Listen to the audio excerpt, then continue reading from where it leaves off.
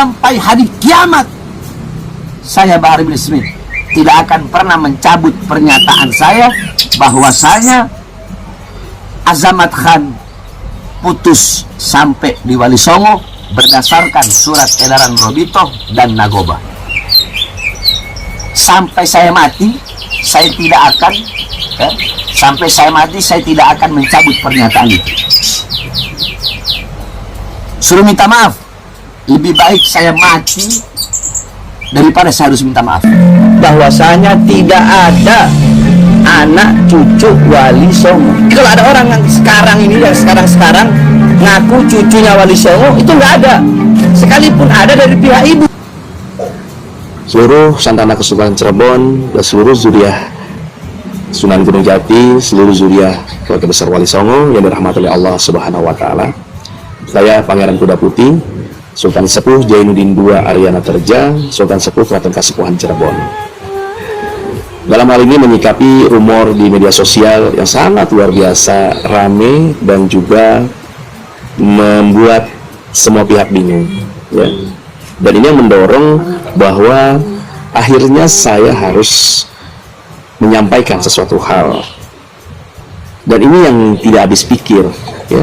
Saya tidak habis pikir bahwa statement tersebut keluar dari orang yang selama ini saya hargai, ya, dan saya hormati bahkan, ya.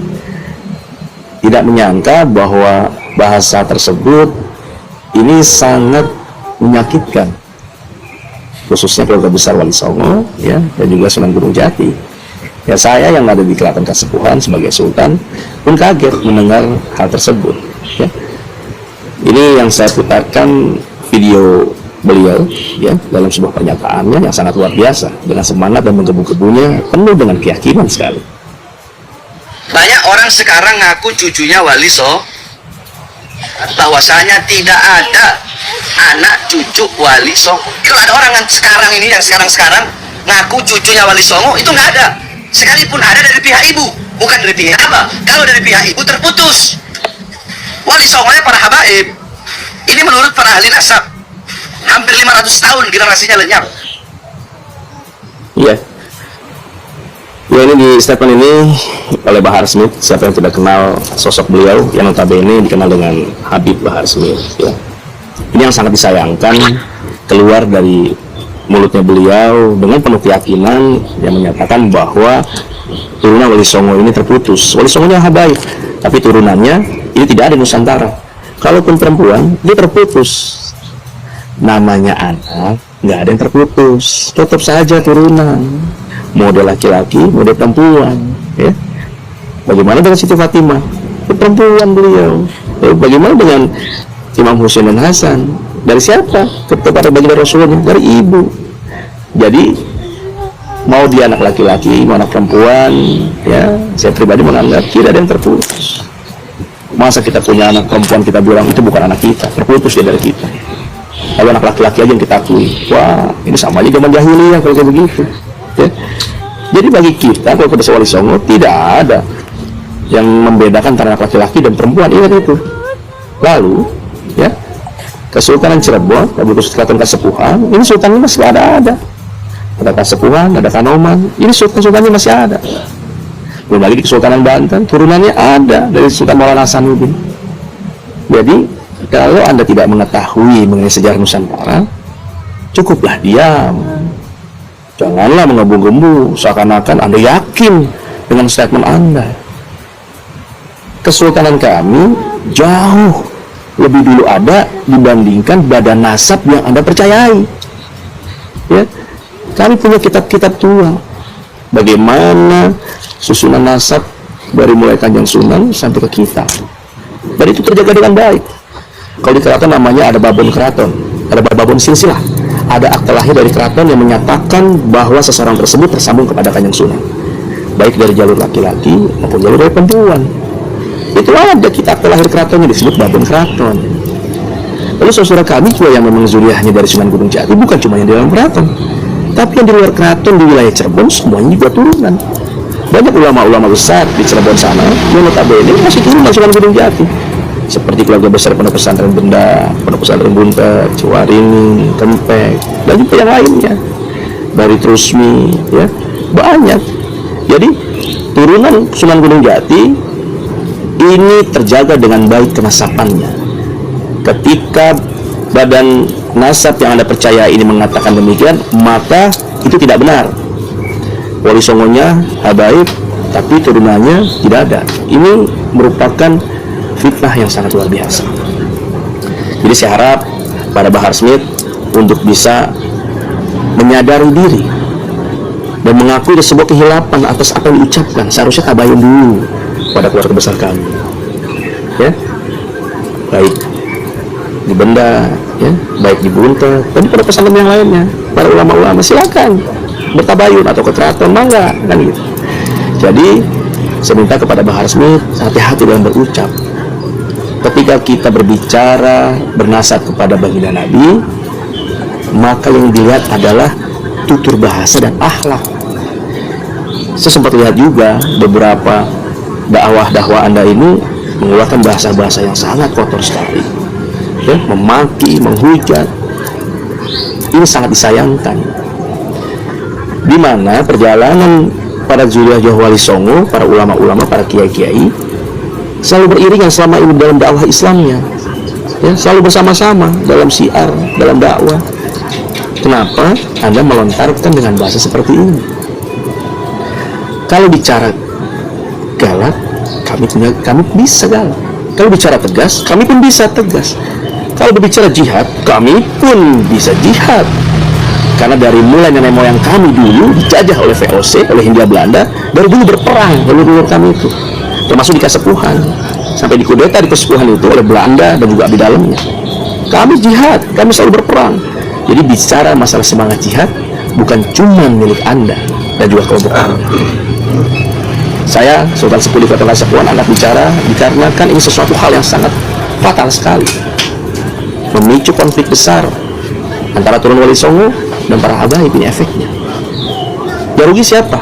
Islam yang akan rugi, terpecah. Lalu untuk kepentingan siapa? Untuk kepentingan siapa? Untuk kepentingan orang-orang yang ingin Islam ini pecah. Jadi saya harap kepada Bahar Smith mulai saat ini jangan pernah mengeluarkan kata-kata yang dapat menyakitkan hati kami semua. Bicara nasab, bicara Anda tersambung kepada baginda Nabi, silakan. Karena itu pertanggungjawaban Anda, tanggung-jawaban Anda pribadi kepada Allah nantinya. Begitu juga kami, para turunan dan Wali Songo yang memang kami ini tersambung kepada Kanjeng Sinun, Gunung Jati, dan juga para Wali Songo yang lainnya yang juga tersambung kepada baginda Nabi, maka pertanggungjawabannya juga pada diri kami masing-masing di hadapan Allah nanti. Jadi jangan pernah menyakitkan hati. Sesungguhnya baginda Rasulullah tidak pernah terucap dari mulutnya untuk menyakitkan hati orang lain. Ketika kita mengaku bernasab kepada baginda Rasulullah, maka jaga sikap, jaga akhlak. Karena baginda Nabi tidak pernah memaki, mencaci orang lain. Apakah pantas kita sebagai turunannya, kita mengeluarkan dalam dakwah sebuah cacian dan makian terhadap orang lain? Para hadirin wal hadirat rahimakumullah, bahwa Wali Songo punya anak. Makanya Naat tegas tampil terdepan ketika ada pihak lain, ada oknum yang mengatakan Wali Songo putus keturunan. Wali Songo tidak punya anak laki-laki dan Wali Songo punyanya hanya anak perempuan. Ini terjadi bukan tahun kemarin 2022 saja para hak saudara. Ini terjadi sejak tahun 2018 yang lalu. Perlu diketahui ya juga bahwa Naat berdiri ini bukan karena adanya polemik nasab, tapi jauh sebelum itu, 5 tahun sebelum adanya polemik nasab, Naat sudah berdiri, tepatnya tahun 2017. Jadi seluruh mayoritas penduduk Indonesia ini masih al-madhan, masih terbuai oleh isi kitab Syamsul Dhahirah yang mengatakan bahwa Wali Songo ini adalah keturunan daripada Jumadil Kubra bin Abdullah bin Jalaluddin bin Abdullah bin Abdul Malik Al-Madhan bin Anawi Amal Faqih. kita juga sempat yakin terhadap kitab itu dan sempat mengabaikan, menafikan manuskrip peninggalan buyut-buyut kita. Namun alhamdulillah tahun 2018 kita diberi hidayah oleh Allah Subhanahu wa taala. Kita dibukakan hati, kita sadar untuk mempelajari kembali manuskrip peninggalan para leluhur kita. Ternyata apa?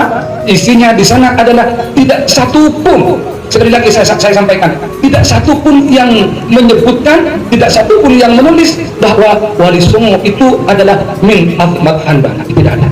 Dan itu tahun 2018 sudah kita sampaikan. Dan Naat menjadi organisasi pertama yang dibully se-Nusantara.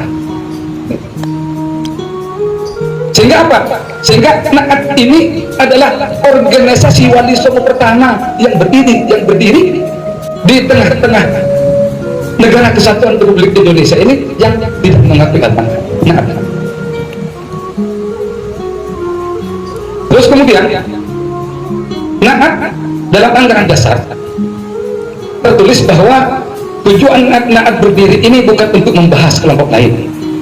Naat berdiri bukan untuk membahas kelompok-kelompok lain seperti siapa? Seperti kelompok Cina, seperti kelompok Al-Qadiri, seperti kelompok Balawi, tidak.